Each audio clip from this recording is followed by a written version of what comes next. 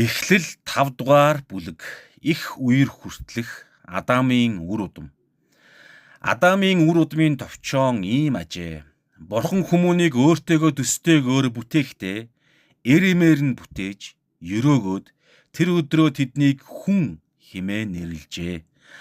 Адам 130 наснда өөр шигээ дүр дүрхтэй өөртөөгөө төстэй хүүтэй болж Шет гэж нэрлэв. Шетийг төрснөөс хойш Адам 800 жил амьдарч түүнд бас өөр хүүгүүд охид төржээ. Адам 930 жил амьдраад нас нөхчөв. Шетийн 105 наснд Енош төрлөө. Еношийг төрснөөс хойш Шет 807 жил амьдарч түүнд бас өөр хүүгүүд охид төржээ. Шет 912 жил амьдраад нас нөхчөв. Еношийг 90 настай байхад Кейнаан төрлөө. Кейнааныг төрснөөс хойш Енош 815 жил амьдарч түүнд бас өөр хүүгүүд охид төржээ. Енош 905 жил амьдраад нас нөхчөв. Кейнааныг 70 настай байхад Махалалел төрлөө. Махалалелийг төрснөөс хойш Кейнаан 840 жил амьдарч түүнд бас өөр хүүгүүд охид төржээ.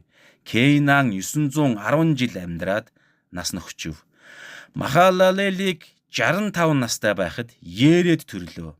Ередийг төрснөөс хойш Махалалел 830 жил амьдарч түүнд бас өөр хүүгүүд охид төржээ.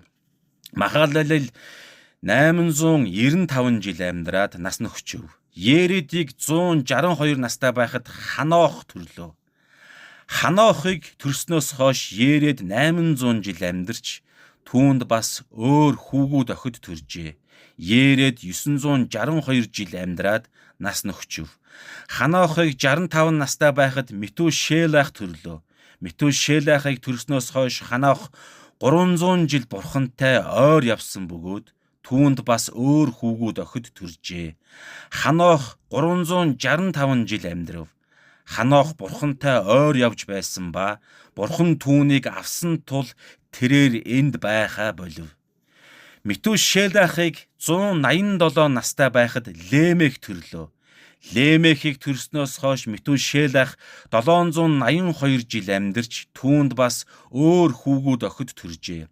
Метушелах 969 жил амьдраад нас нөхчөв. Лемехийн 182 настайд нэгэн хүү төрлөө.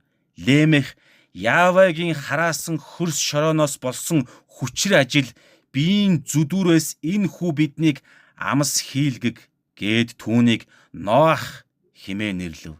Ноахыг төрснөөс хойш Лемех 595 жил амьдарч түүнд бас өөр хүүгүүд охид төржээ.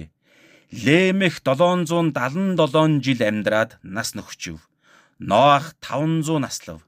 Түүнд Шем, Хам, Ефет нар төржээ. Амен.